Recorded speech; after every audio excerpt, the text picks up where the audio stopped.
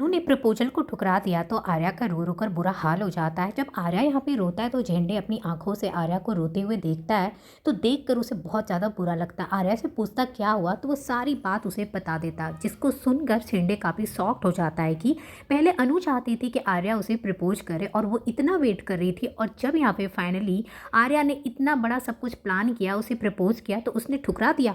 तो झेंडे को बहुत गुस्सा आता है। आर्या कहता है कि तुम कहीं नहीं जाओगे, तुम यहीं पे रुको। वो कहता है कि नहीं, मुझे अनु से बात करनी पड़ेगी और उससे ये जवाब जानना चाहता हूँ कि आखिरकार उसने ऐसा क्यों किया।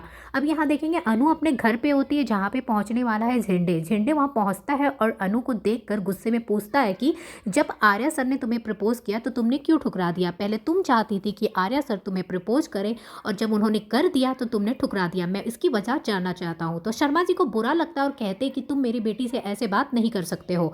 और यहाँ पे तभी देखेंगे वो शर्मा जी से बहुत बुरी तरीके से बात करने लगता है, जिसको सुनकर अनु कहती है कि चाहे आप कितने भी गुस्से में हो, आप मेरे पापा से ऐसे बात नहीं कर सकते हैं। और यहाँ पे अनु भी काफ़ी गुस्से में बोलती है, जिसको देखकर झेंडे शॉक्ड हो जाता है। झेंडे कहता है मैं समझ ही गया था, मैंने पहले ही यहाँ पे आर्या को कहा था कि तुम्हारे जैसी लड़की के पीछे अपना टाइम बर्बाद ना करे, पर आर्या ने मेरी एक बात नहीं मानी और वो बस तुम्हारे पीछे लगा रहा। और जब आर्या ने यहाँ पे अपनी दिल की बात कह दी तो तुमने उसका दिल तोड़ दिया।